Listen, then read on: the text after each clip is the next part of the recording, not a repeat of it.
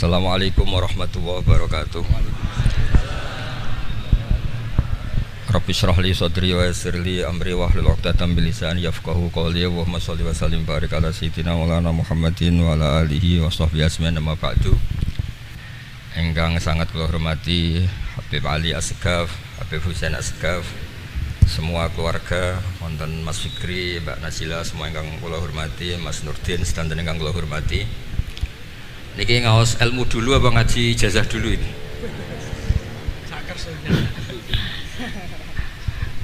Ini kok malah aneh. Mboten usah ribet. Mboten cek 1 2. Pakai ini aja, tidak usah ini aja.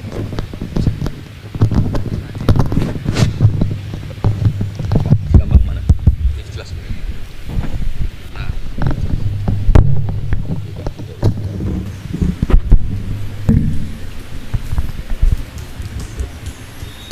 Ya, niki ngaji ilmu dulu, nanti bagian terakhir ijazah.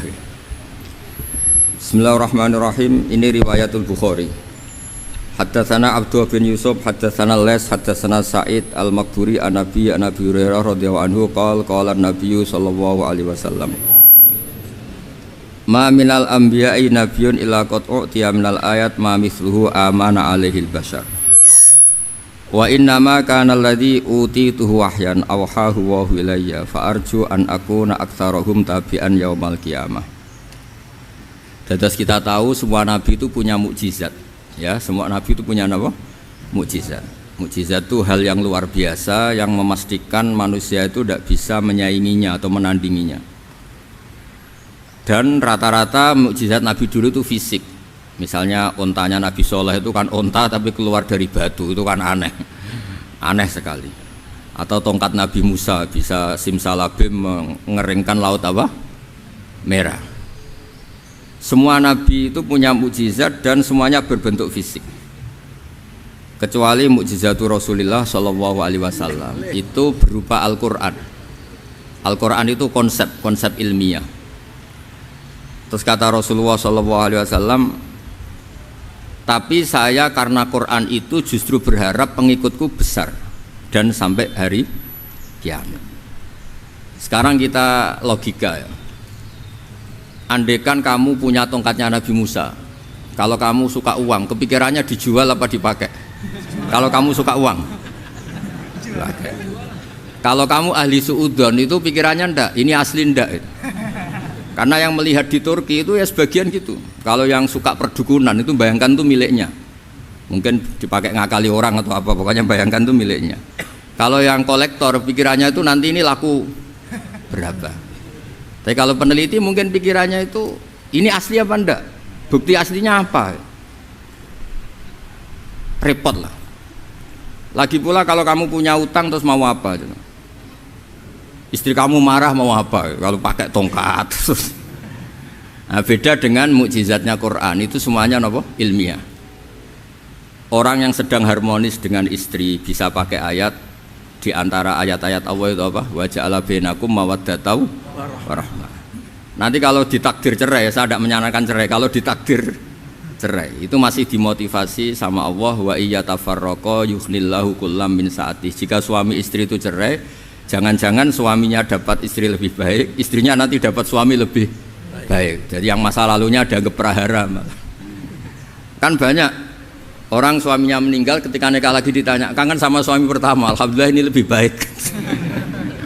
Padahal suaminya yang meninggal itu berharap istrinya ini kangen, ternyata dia sudah syukur dapat suami yang lebih baik.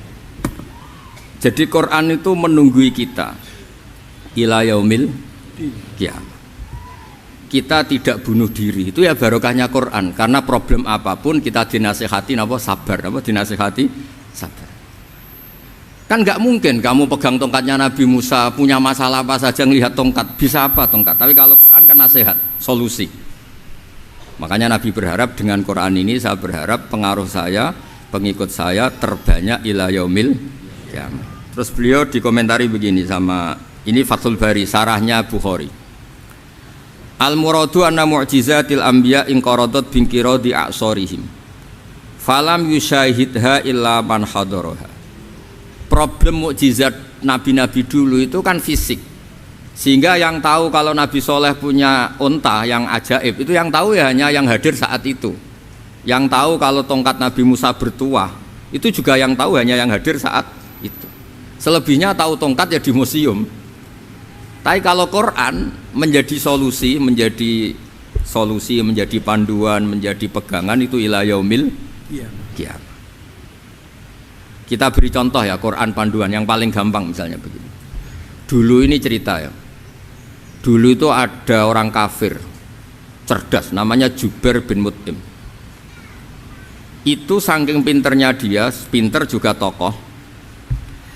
Itu sebagai delegasi pembebasan Asra Badrin. Jadi tawanan-tawanan perang Badar itu mulai dulu ya ada negosiasi mau dibebaskan. Terus orang-orang kafir ini menugaskan namanya Jubair bin siapa? Mut'im.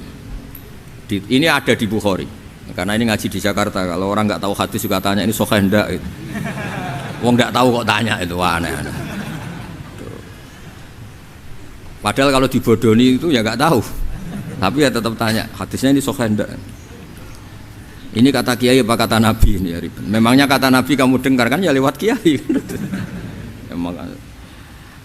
Setelah itu Jubair itu datang ke Madinah. Dengerin ya, datang ke mana? Madinah. Kemudian dengar Nabi baca Wattur pas sholat maghrib. Jubair karena Nabi dulu gak ada hotel, gak ada pondok ya. Pondoknya Nabi hanya sufah itu. Nabi baca maghrib, bukan diskusi, bukan debat, baca Wattur wa kitabi mastur fi raqim mansur wal baitil ma'mur wasaqfil marfu wal bakhril masjur terus. Kemudian sampai pada titik ayat am khuliqu min ghairi syai'in. Masa manusia atau alam raya yang maujudat, yang nyata, yang wujud nyata. Kemudian asal usulnya itu ketiadaan. Ini kan hadhil alam maujud, alam ini kan nyata. Masa sesuatu yang nyata penciptanya itu tidak nyata. Jadi nggak mungkin ada faham nihilisme. Kalau faham nihilisme berarti melahirkan teori begini. Al adamu yakhluqu maujudan, sesuatu yang tidak ada menciptakan yang ada. Itu kan akal nggak bisa nerima. Kalau sesuatu ini ada, penciptanya pasti ada. Terus akhirnya Jubair bin Mut'im itu simpuh di depan Rasulullah terus bilang, ya Muhammad kada qalbi ayatir, hampir saja hati saya terbang. Kalau riwayatnya Imam Ahmad, faka'anna masudi aqalbi, hati saya dihancur. Semua teori yang saya bawa untuk ngelawan kamu sekarang luluh semua, hancur semua.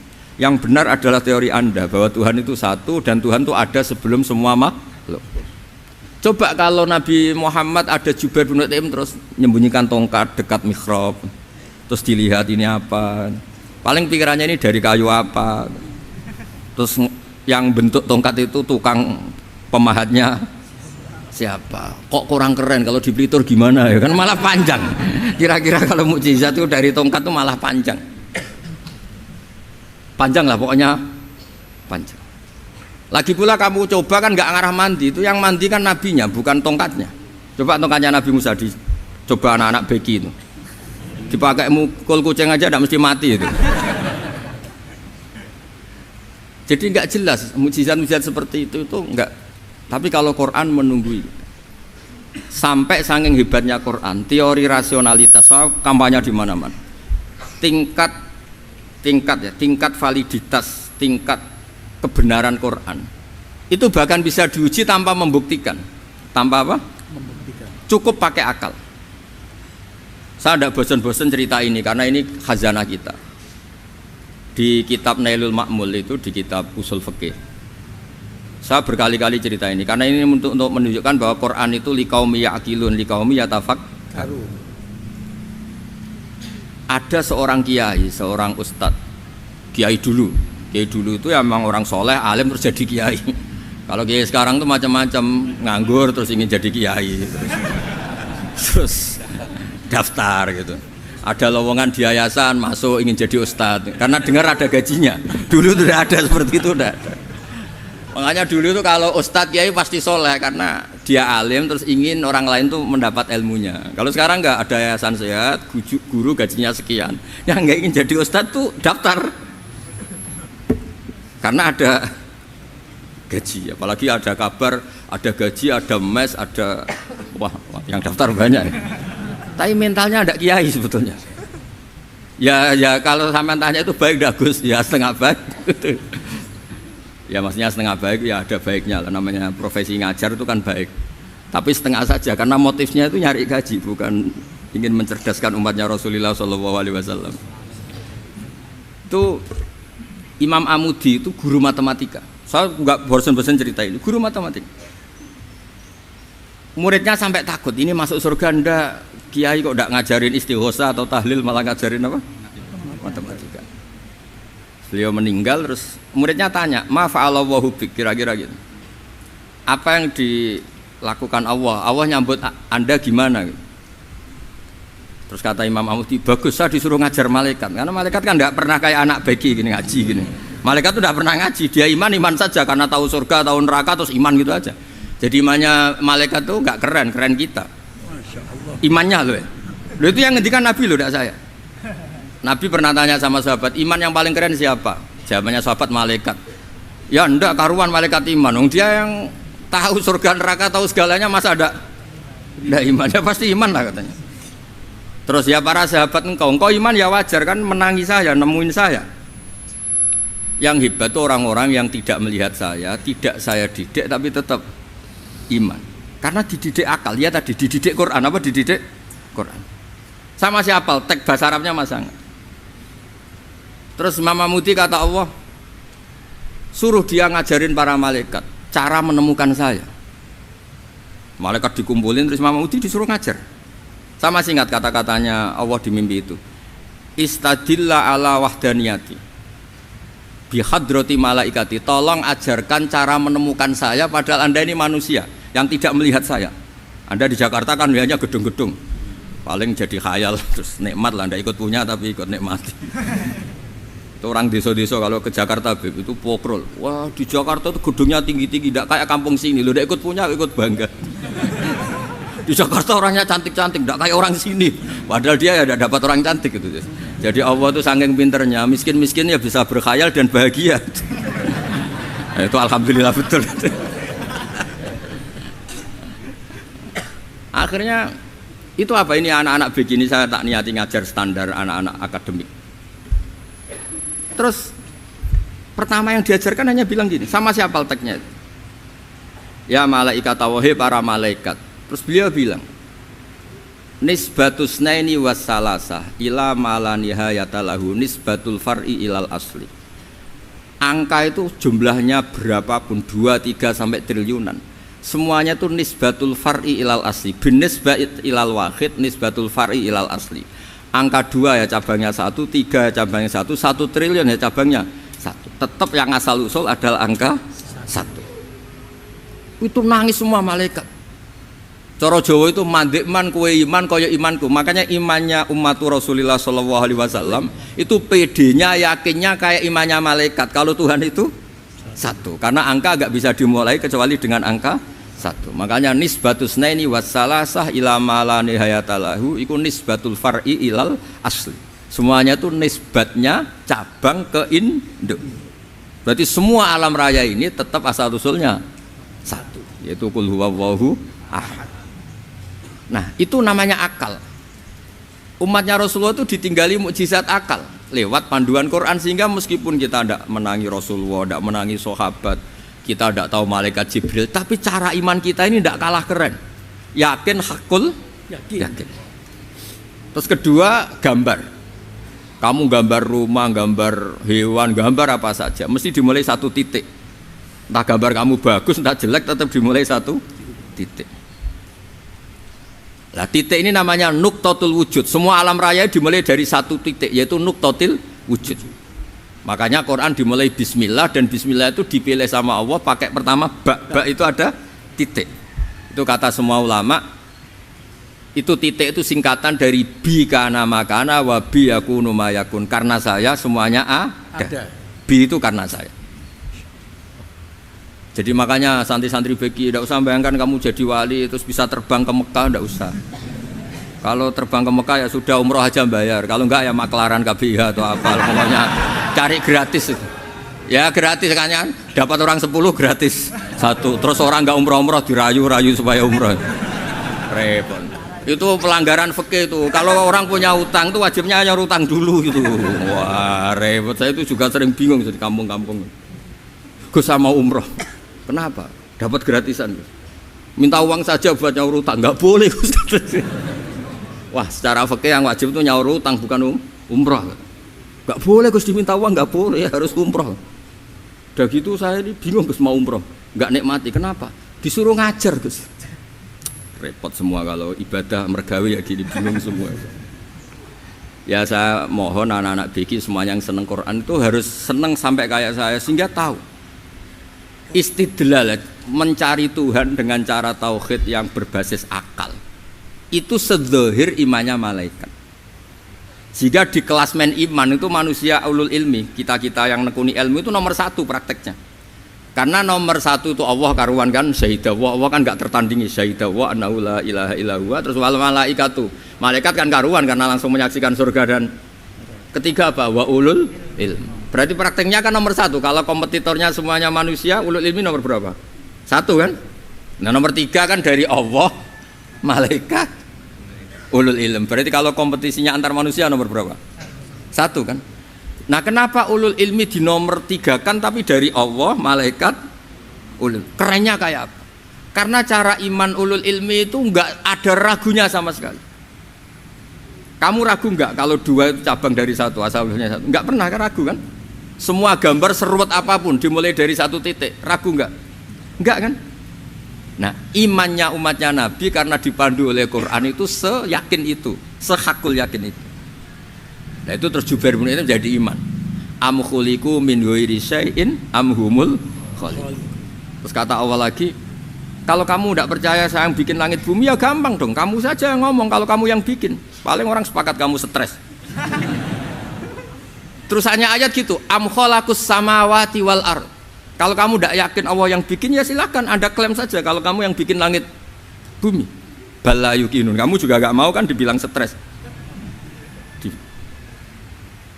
Nah ini terus saya teruskan ya. Makanya mukjizat terbesarnya Nabi adalah Al-Quran. Karena Al-Quran itu cerita tentang hukum-hukum akal, cerita tentang logika-logika peradaban. Misalnya logika peradaban, contoh paling gampang. Di Quran itu ada sekian ayat yang Allah cerita peradaban. Misalnya wa ahsinu innallaha yuhibbul muhsinin. Itu dikutip terus kemudian disimpulkan dalam peradaban. Kata Sayyidina Ali karramallahu wajhah ngendikannya gampang. Ahsin man syi'ta takun amirah. Kamu berbuat baik saja sama seseorang, maka otomatis kamu akan jadi pemimpinnya. Ada orang nggak tamat SD, nggak tamat papa, gobloknya minta ampun. Tapi karena gaji seorang pakar, kamu tak gaji 1 bulan 1 miliar, perusahaan saya jadikan besar. Itu dikongkan ngalor ngidul ya nurut. Hanya karena dia ihsan. Terus wastaghni amman syi'ta takun nadhira. Ya, saya ulang lagi. Wastaghni amman syi'ta takun nadhira. Dan kamu jangan butuh orang lain, siapapun dia, maka kamu akan setara. Misalnya ada menteri orang antri mau salim, tapi kamu tidak butuh kan tenang saja. Tapi kalau kamu butuh, habis kamu. Ya kan, kamu tidak butuh seseorang, maka kamu posisinya akan setara. Kamu harus sopan karena punya utang jasa. Kalau nggak punya apa-apa kan setara. Ya enggak? Misalnya kamu jajar rektor atau jajar menteri, jajar apa saja. Kalau kamu tidak punya utang kan, kamu jajar menteri tidak punya utang. Sama jajar satpam tapi punya utang, takut mana?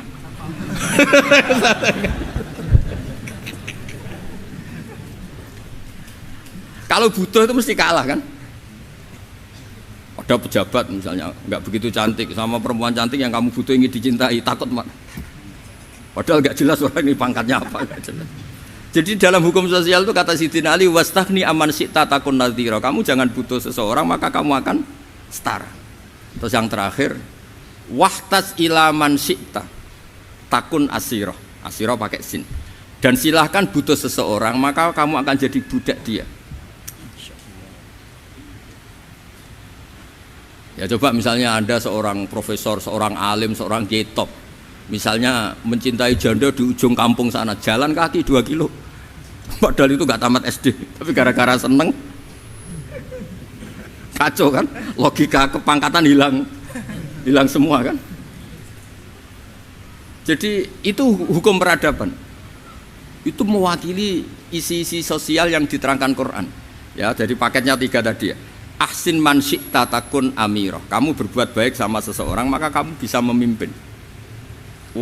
Wastahni amman syi'ta takun nadhira. Kamu jangan butuh seseorang maka kamu akan setara. Mbok kamu ketemu orang terkaya di dunia. Yo ketemu orang terkaya di dunia, kamu jejer, kamu tidak butuh dia. Tenang kan bisa setara kan? Tapi kalau butuh harus sopan, ngajukan proposal, harus berakhlak karimah.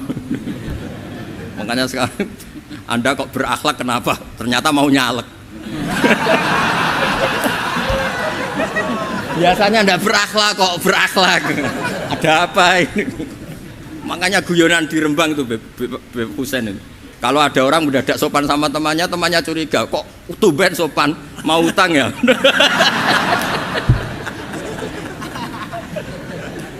Zaman akhir itu kacau.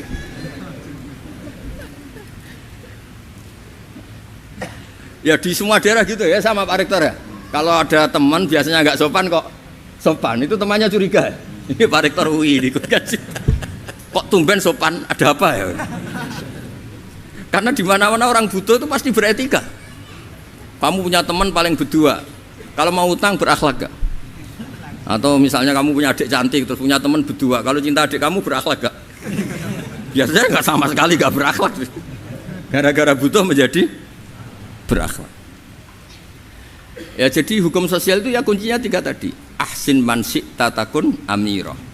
Wastahni amman syi'ta takun nadhirah. Terus wahtas ila man syi'ta takun asirah.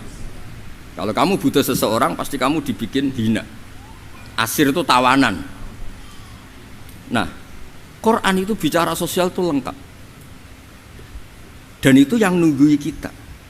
Kita punya tetangga yang kurang baik, ya seneng. Punya tetangga baik, ya seneng. Kata Imam Syafi'i, saya berkali-kali cerita.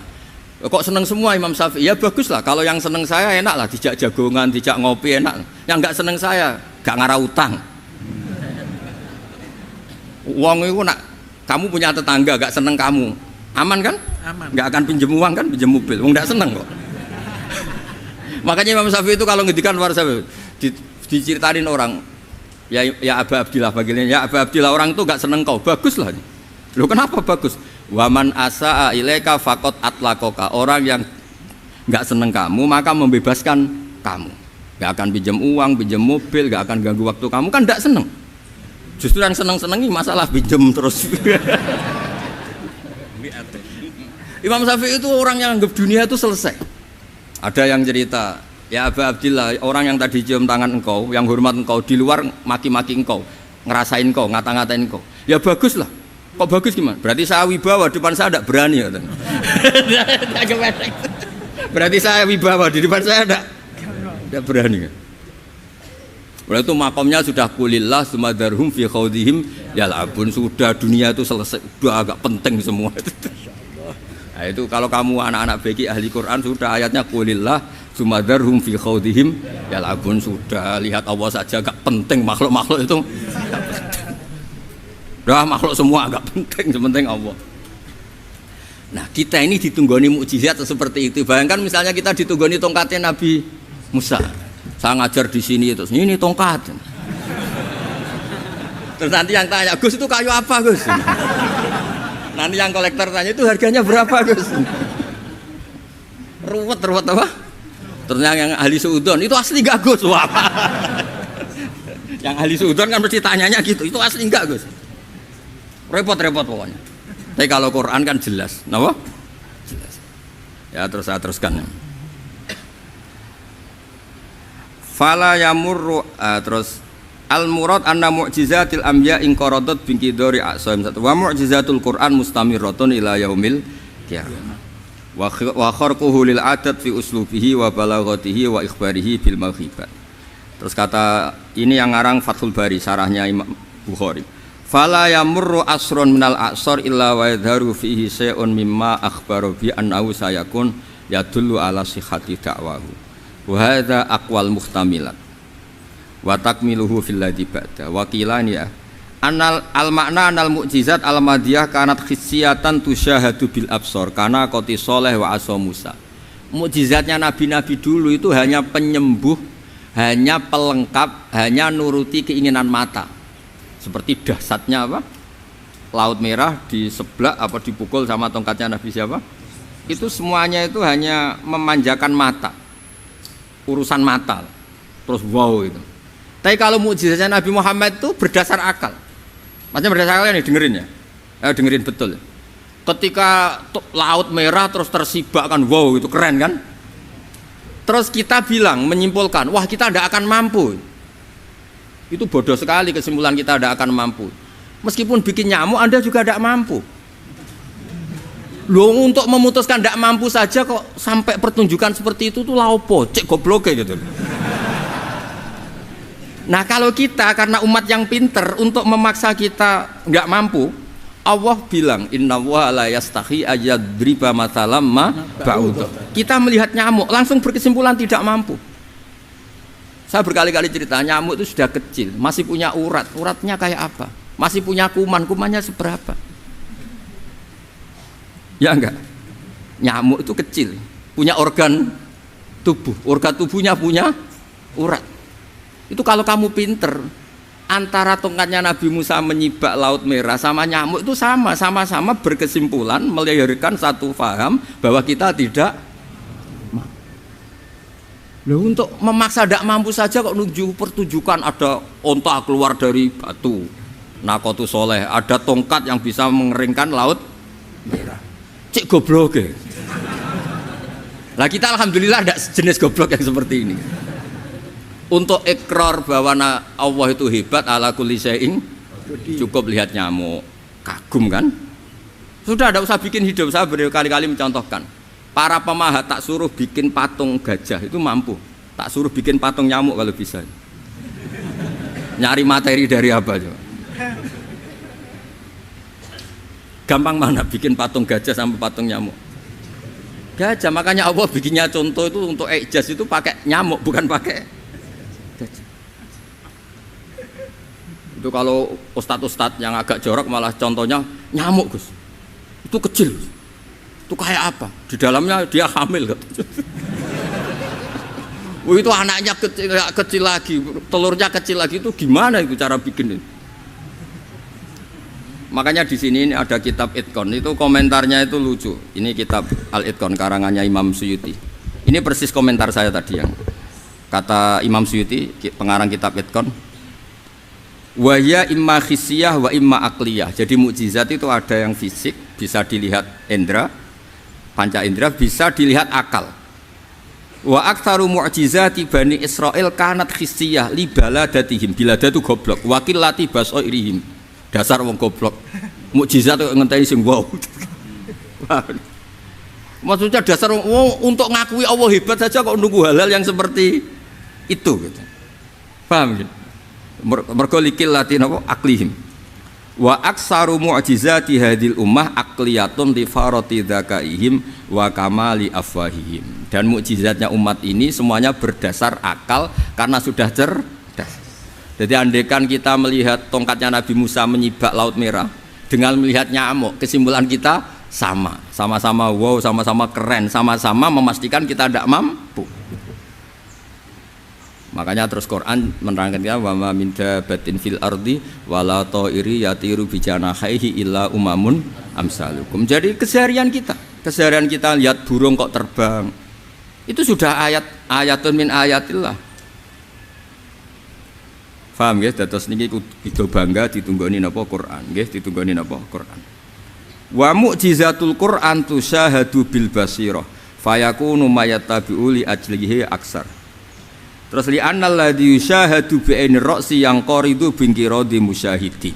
Sesuatu yang tampilan dahsyatnya itu disaksikan mata, maka itu bisa habis. Era tongkat Nabi Musa seperti itu habis enggak? Bisa mengeringkan Laut Merah, habis kan? Tapi era mukjizatnya Quran ila yaumil qiyamah. Ya contoh sosial, saya kembali lagi ke sosial. Kamu punya teman awet atau punya istri awet, itu konsepnya ya wal kadhiminal ghaidh, agak gampang tersinggung. Coba kalau kamu setiap tersinggung putus, setiap tersinggung habis, kamu tidak punya teman, tidak punya istri. Sampai kita awet seperti ini, kalau kecewa ya wal kadhiminal ghaidh, ngempet. Termasuk saya ini biasanya ngaji khusus terus bajak gini ya kecewa. Tapi barokahnya diwarai Quran wal kadhiminal ghaidha, ngempet Gus, ngempet. Terus kecewa sama teman. Kenapa tidak putus? Karena wal afina aninna, sudah kalau kecewa maafkan. Coba kalau kita kecewa presiden demo, kecewa menteri demo, kecewa orang tua minggat. Ya kalau dicari, kalau tidak kan malu. Saya itu punya teman tak tanya, kecewa Gus sama bapak itu. Kenapa tidak minggat? Malu. Kenapa malu? Takut nggak dicari. Itu orang tuh paling malu itu kalau keluar dari rumah nggak di. Saya punya teman lagi, saya ini takut mati Gus. Kenapa? Takut istri saya tidak nangis Gus. Itu kematian terburuk itu kalau sudah mati, tahu istrinya tidak nangis. Oh itu malu betul itu. Makanya jangan mati. Pokoknya pastikan orang sekeliling Anda nangis itu baru berani mati. Kalau tidak jangan.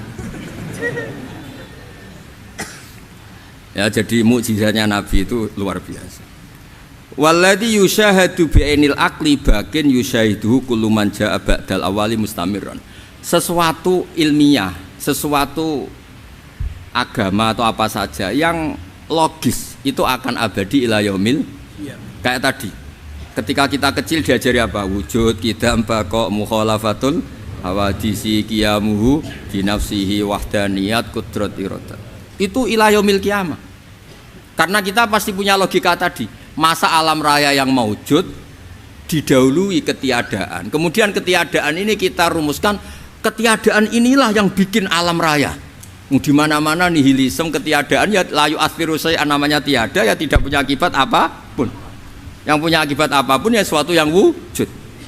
Loh itu kan ila yaumil qiyamah, sampai kapanpun teori itu akan nunggui kita ila yaumil qiyamah.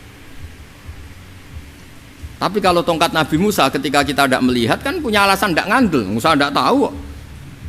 Tapi kalau kamu seperti ini, orang paling mulhid sekalipun, paling ateis sekalipun, terus ditanya, bisa enggak Anda mulai angka di luar angka 1? Tidak bisa kan? Makanya benar Imam Amudi tadi ketika diminta Allah, istadilla ala wahdaniyati bi hadrati malaikati, tolong ajarkan kenapa manusia begitu yakin kalau saya ini satu padahal mereka tidak melihat saya. Terus beliau ngendikan apa? Nisbatus naini wassalasa ilal wahid nisbatul far'i ilal asli. Angka 2, 3 sampai enggak terbatas, semuanya dibanding angka 1 itu nisbatul far'i ilal asli. Semuanya itu cabang dari angka 1. Itu mbok siapapun enggak usah ditunggoni nabi, enggak usah ditunggoni wali. Logikanya akan seperti itu. Itu yang dimaksud apa? Walladzi yusyahadu bainil aqli bakin yusyahidu kul man ja'a badal awal mustamir. Ya ini masih ada waktu seperempat, ini ijazah. Kalau ijazah enggak boleh tanya, ijazah ini. Nah itu yang fotokopi lebih besar itu ijazah.